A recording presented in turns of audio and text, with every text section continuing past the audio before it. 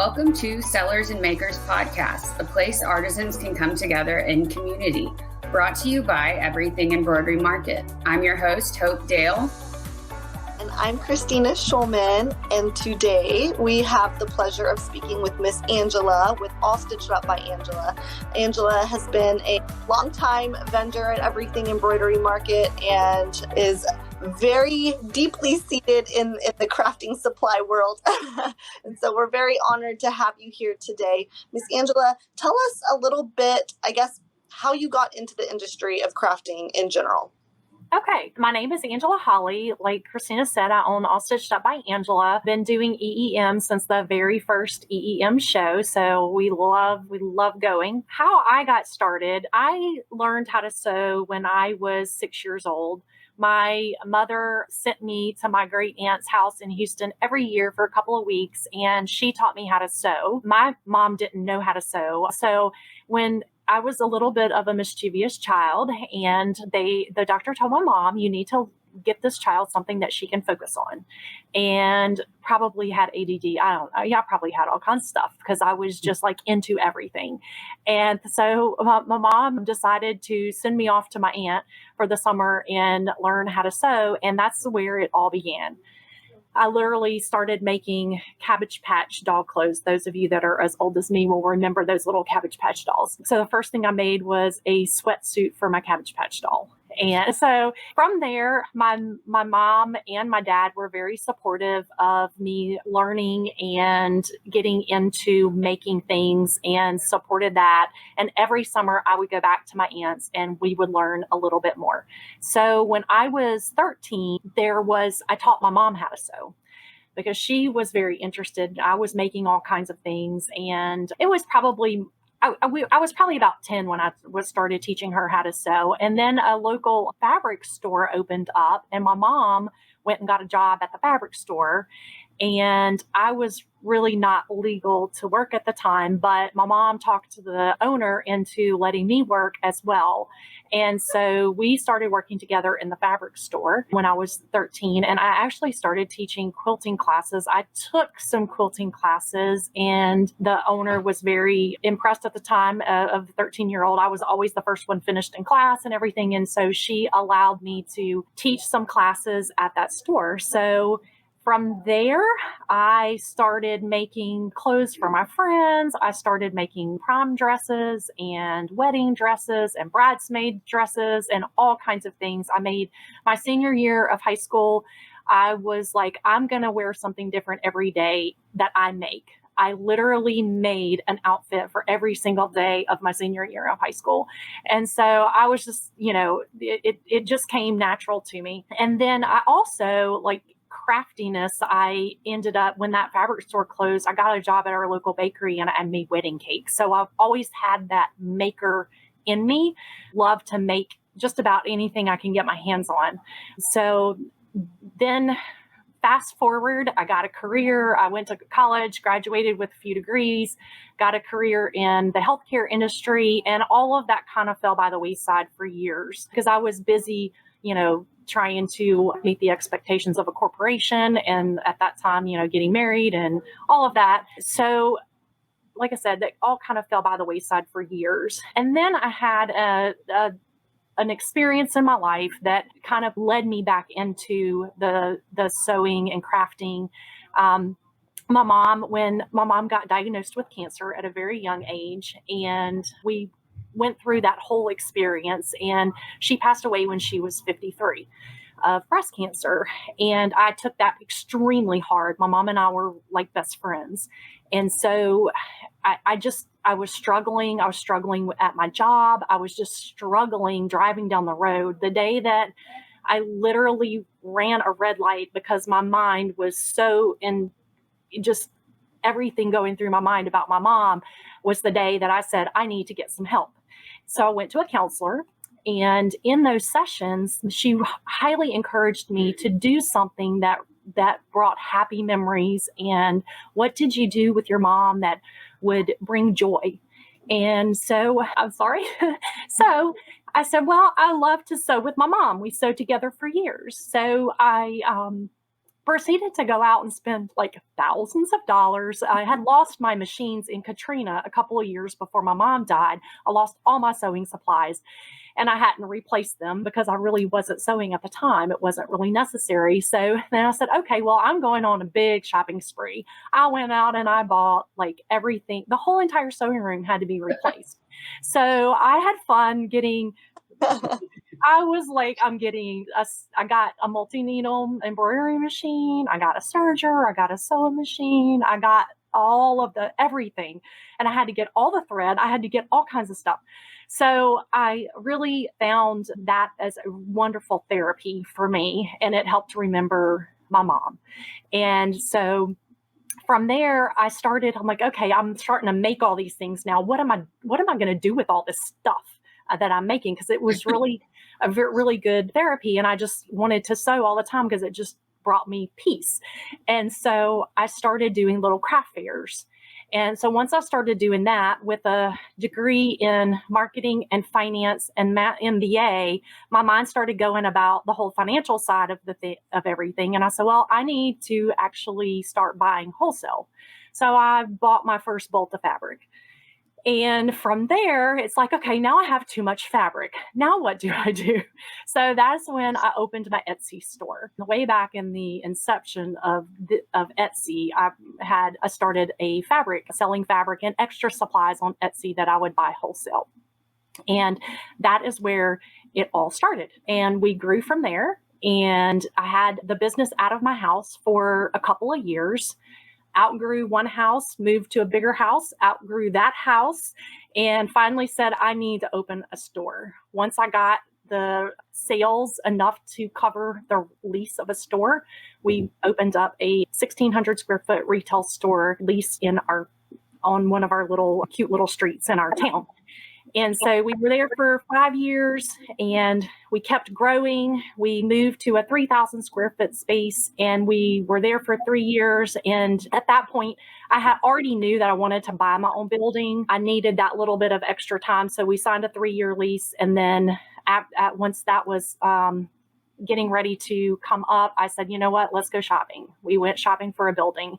And it was kind of a hard time to do that because it was during COVID. But I said, I'm ready for this. And I think it's the right time in my life. I knew I was getting ready to retire from my full-time job. And it felt right. And when I walked into the building, immediately within 10 seconds, I said, this is mine. This is where I need to be. And it just felt right. So now we have this 5,000 square foot building and it's a beautiful place to come every day. We love it here. And all the customers seem to like it too. Well, and I've never been there in person, but I've seen so many pictures, and I mean, it's behind you, right? It's beautiful and it's eye catching, and you do a really good job of merchandising and just showing off all the fun, crafty things. But I want to talk about a little bit. When I was listening to your story just now, I really love that you started at a place where you had no idea where it was going to go, right? It was as simple as I'm going to learn how to sew to keep my mind focused, I guess, or you started somewhere, and that decision to learn how to sew has led to basically a lifetime of something that has brought you joy, and that makes me so happy. And I know your mom would be proud too. I know she would. I think that's a really amazing thing. And the fact that you taught your mom how to sew, I know that's typically it's backwards, right? Yes. Most mom or your grandma or a teacher or something. But I think that's a really cool thing. Do you still have some of those outfits that you created back for high school? Well, I don't, because I did lose everything in Katrina. So I lost a lot of the things that we made. But I did have, when my mom passed, she had a couple of quilts that we worked on together.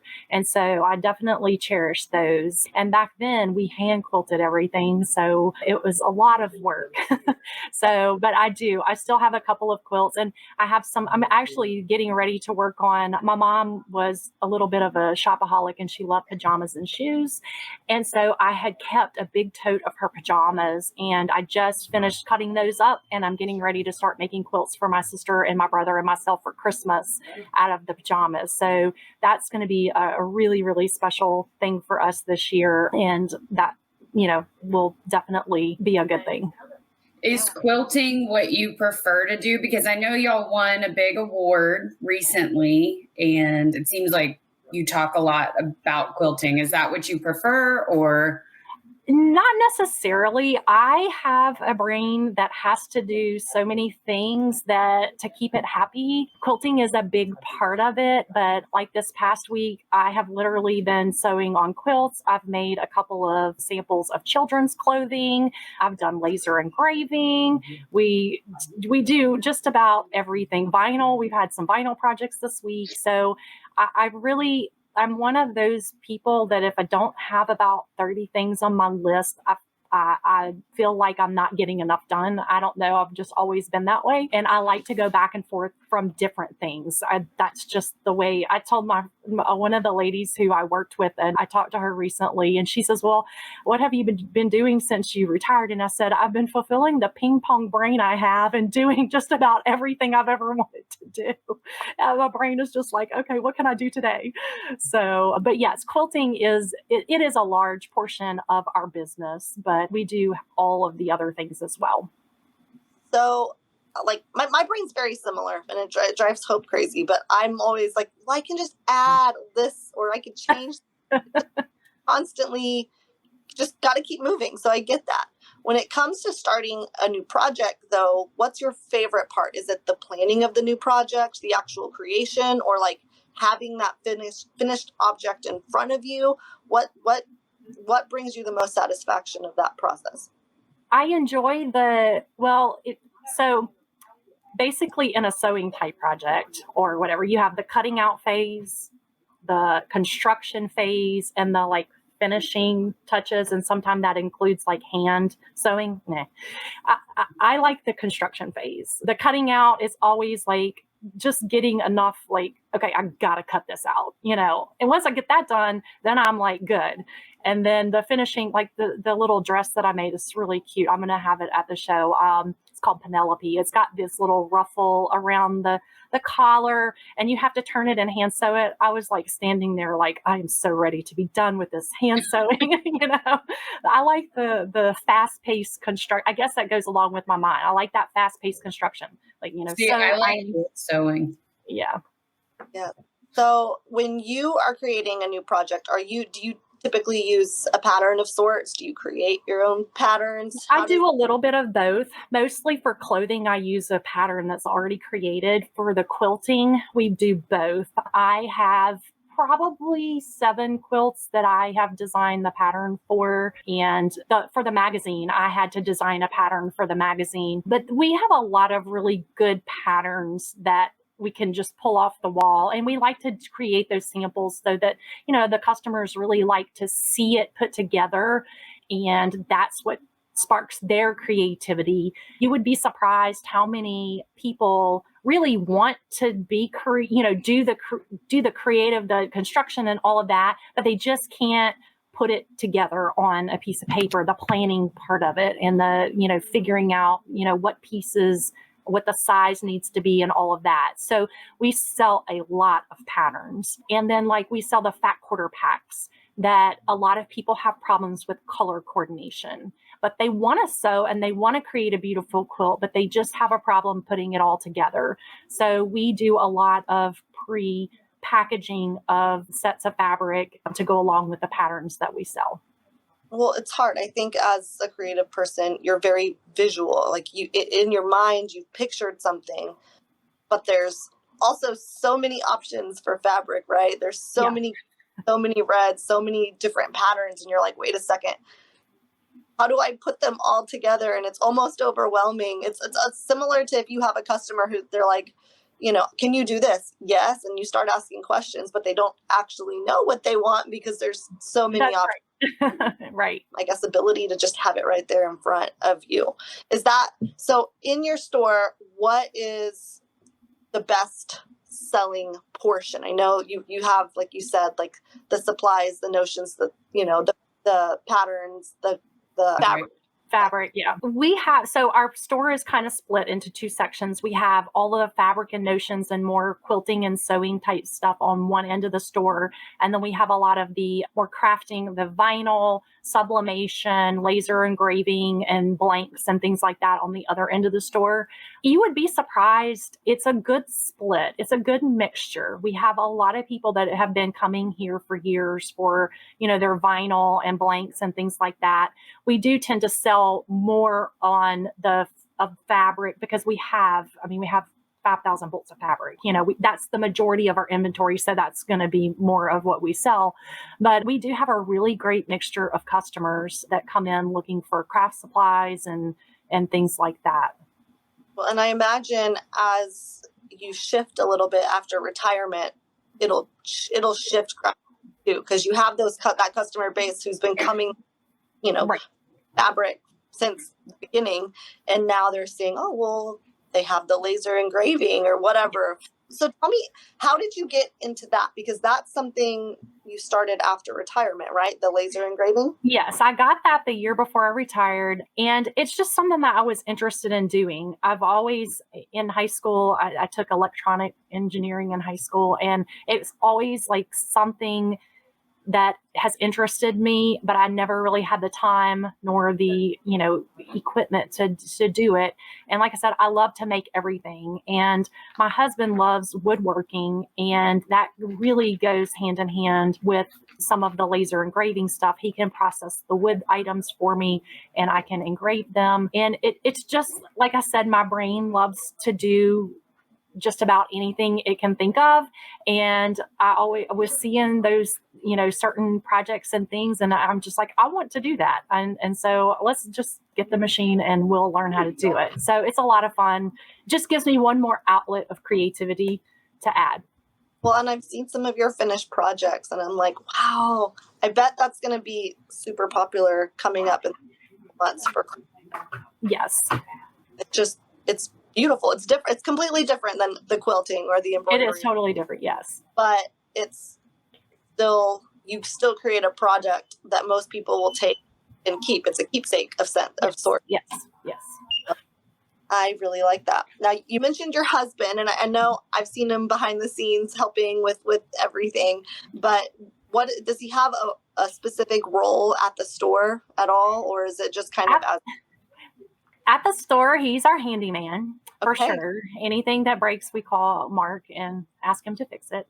He is actually in his career, his trade, he was a lineman. So he worked with a lot of electricity. So when you look at the store and you see all these really cool lights, we make those lights, and he made the light out of the sewing machines and things like that. So he does a lot of that for me. And he also built houses. So, we built our own house. So he's done a lot of the building in the store when we built it out. He has, since I retired, he's been starting to go to the shows with me. So you have seen him the last couple of shows helping, and he is something else. You will have to meet Mark. I taught him how to use the zipper jig at the last show, and he sold every zipper jig I had.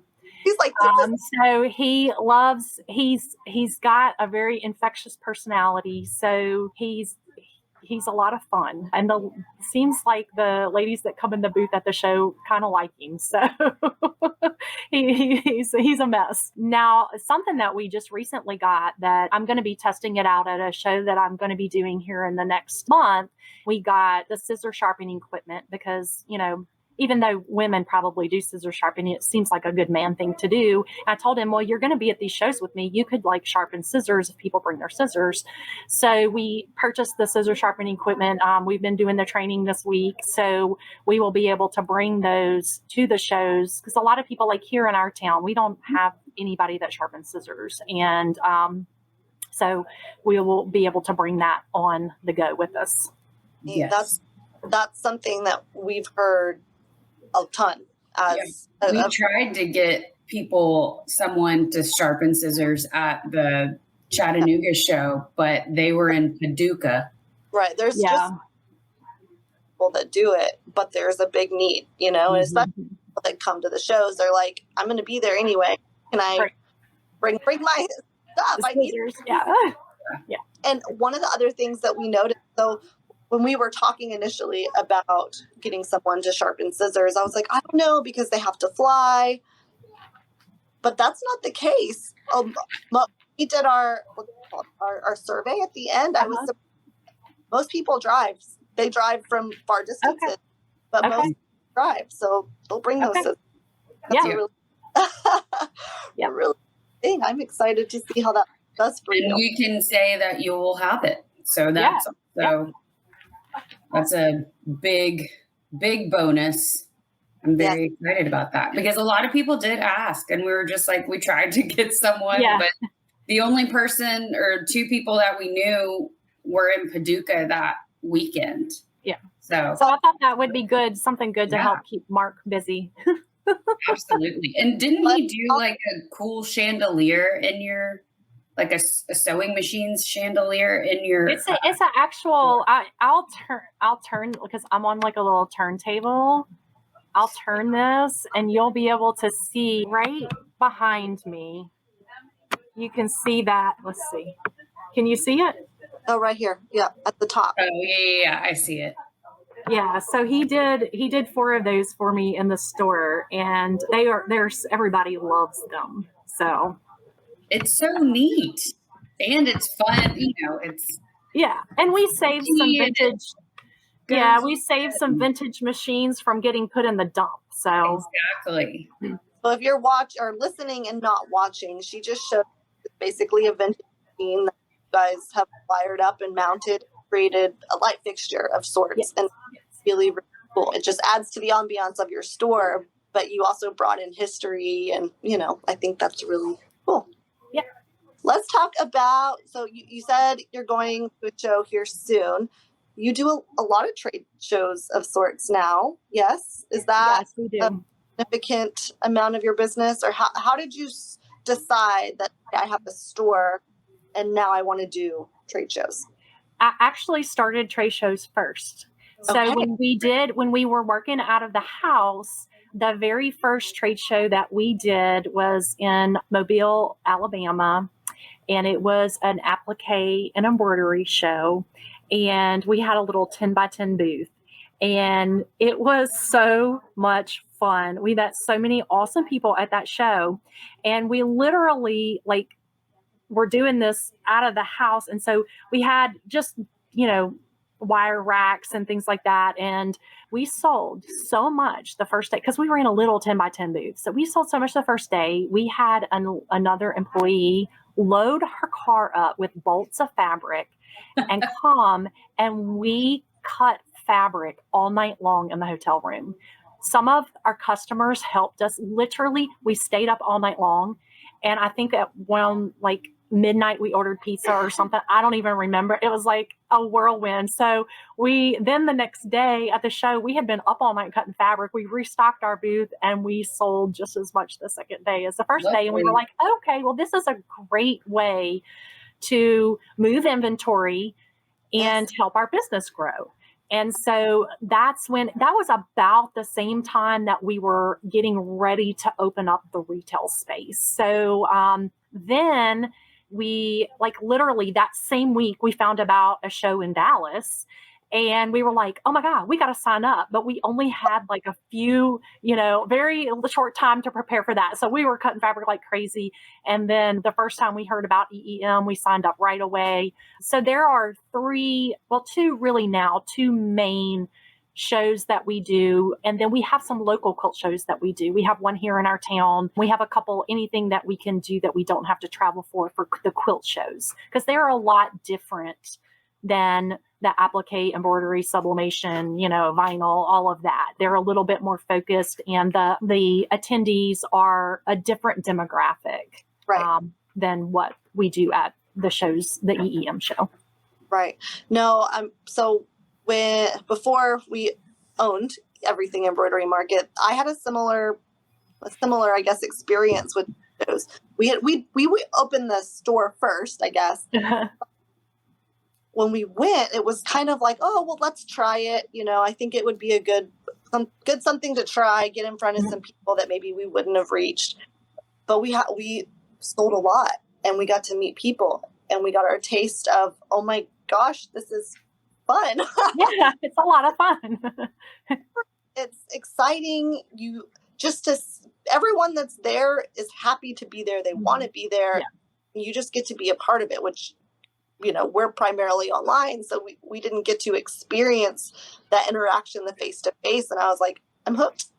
Yes. And it put you in front of people that may not have seen you online, or may have taken a lot longer for them to see you. That's and right. Now they know who you are, and they come back, tell their friends, and I felt like that catapulted our business to be more of a credible business, right? We were brand new.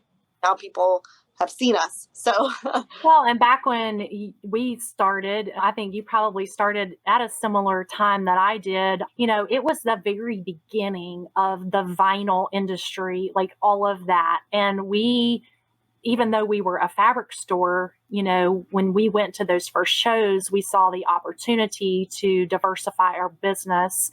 And it was a very good decision to do that, and has helped us because honestly, both of the sides of the industry ebb and flow. And sometimes when fabric sales are down, vinyl sales go up, or now it's more sublimation, and the laser engraving is gaining in popularity, and trying to seeing what people are interested in. The shows actually have helped us to kind of turn our business in ways that give us longevity, and see what's happening next. I mean, what's going to be the next thing? And you hear them. What do you want? Maybe you wouldn't have got the scissor sharpening if you hadn't heard some ladies ask for that. Right. That is huge. It's almost like they're excited to be there, but they will ask you what they're looking for. And now you can pivot or add. And that's kind of been a theme that I'm hearing from you, is you're truly listening, and you do diversify. I think maybe you do a better job of that than most people. You offer what people need, and you'll keep going. Let's try. You're not afraid to try something different and something new. I'm not. I always say, like, from the time that I was young, my great aunt, the one that taught me how to sew, she's always said a couple of phrases to me that have lasted through my entire life. Don't ever let somebody tell you you can't do something, because you can. Don't ever, just because just because you're a woman doesn't mean you can't do the same thing that a man can do. And she taught me about the stock market way back when I was like 5-6 years old, which has served me well.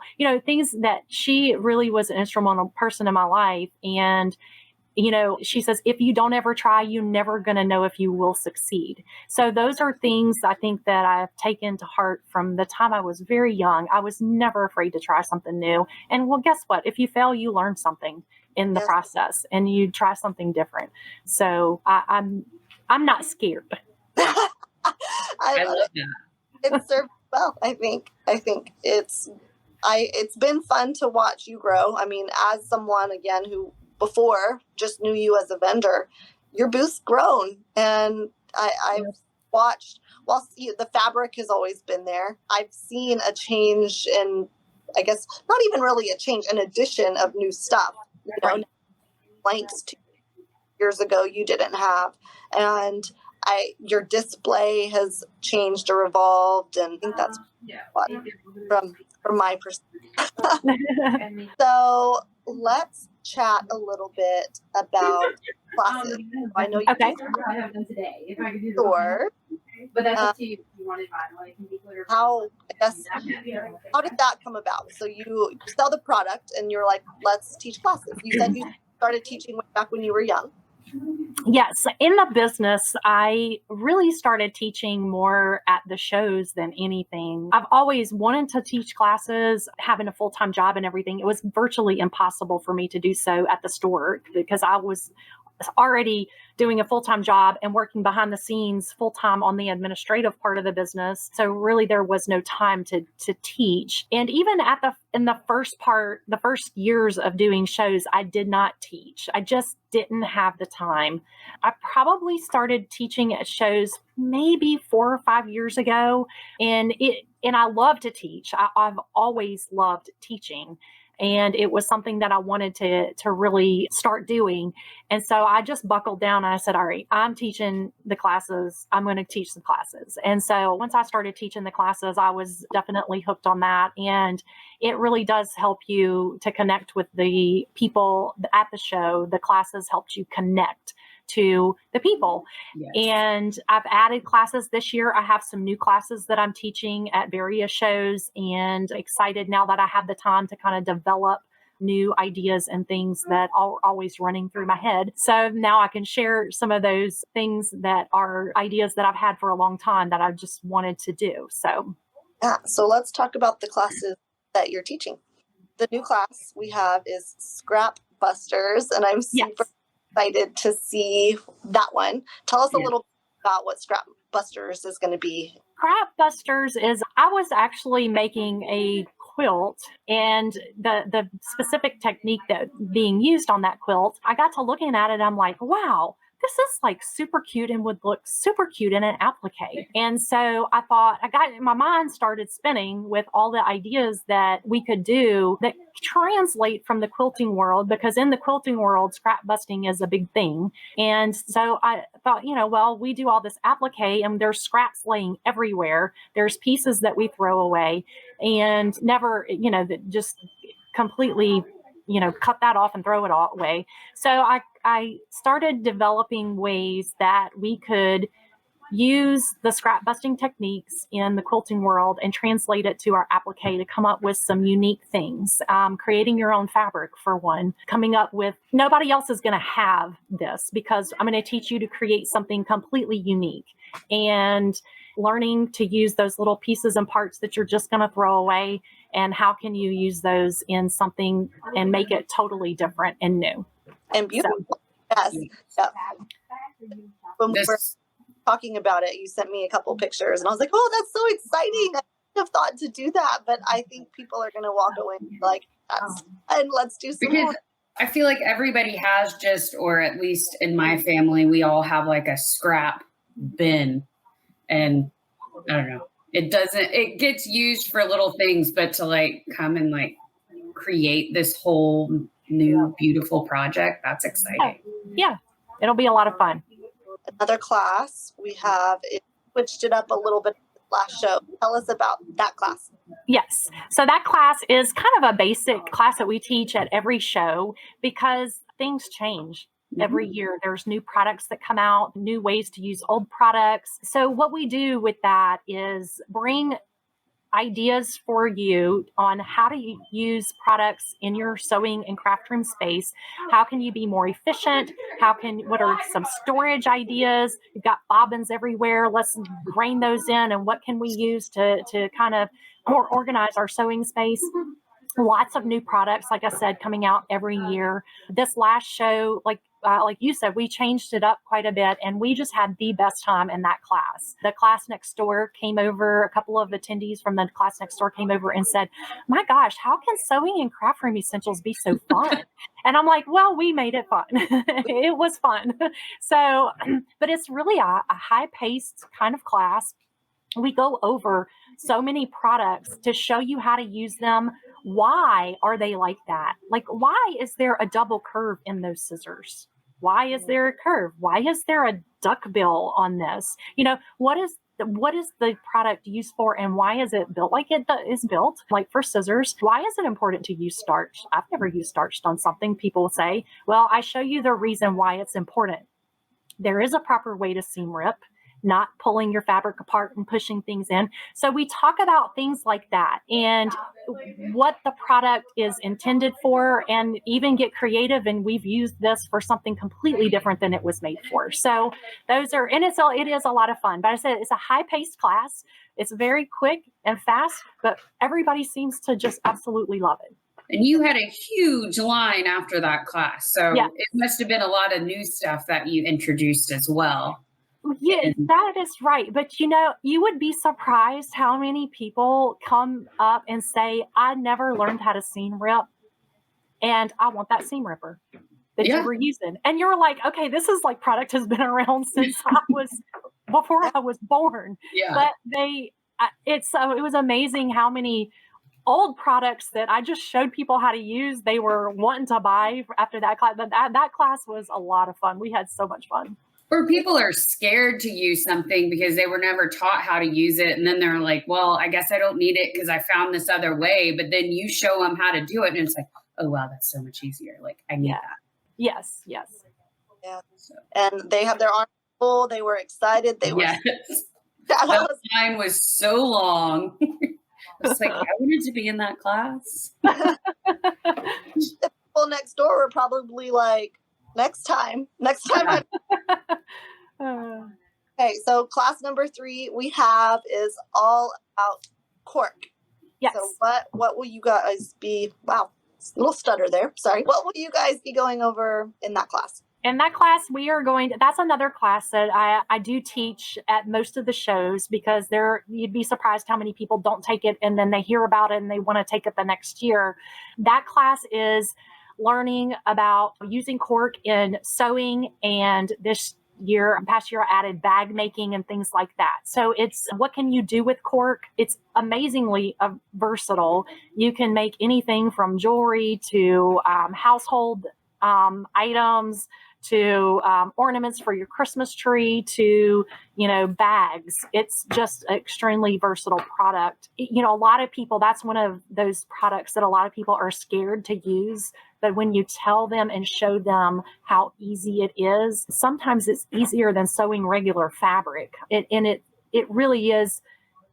It doesn't fray. So it makes it so easy, like making gift card holders that are personalized and credit card holders, for your purse, things like that. So quick and so easy that a lot of people leave that class and they're like, oh, wow. I mean, I just really never thought that it was that easy to use. So that's kind of what we go over in that class. Yes. Well, if you've never been to an Everything Embroidery Market, Angela always has just a bunch of samples. And I assume you made the samples, but I know you've made some of them because I've seen them come through your Facebook page. Yeah. But samples that just show you. So not only does she teach you in the class, but it's there. So if you're just walking in her booth, you'll be like, oh, that bag's beautiful. And then you have the stuff there to be able to make most of the time a pattern and whatnot. And so with shameless plug time, join us. We're having Everything Embroidery Market in Myrtle Beach, September 22nd through the 24th. Sign up for Angela's classes. As you can tell, she wants to teach you. She is a wealth of knowledge, and check out her booth because there's a lot there. And if you just take the time to go through it, my kids, what did you have at this last time? I know exactly where it was. In the corner, you're looking at your booth on the right-hand side. In the corner, you had these metal baskets and it was a wallet. You had a wallet. Oh, yeah. And my daughter was like, Mom, you need to buy that. And I was like, well, it's beautiful. I want to buy it, but that's actually the pattern. I can't buy the actual wallet. But you have a beautiful booth. So if you guys are even thinking about coming to Everything Embroidery Market, you want to sign up, you can do so at everythingembroiderymarket.com. Again, sign up for Angela's classes. Come learn, come hang out, learn some new techniques, have some fun shopping, and we hope to see you there. Angela, tell us how people can find you. Where can they find you? Okay, we have a Facebook page, All Stitched Up by Angela. We have a website, allstitchedupbyangela.com.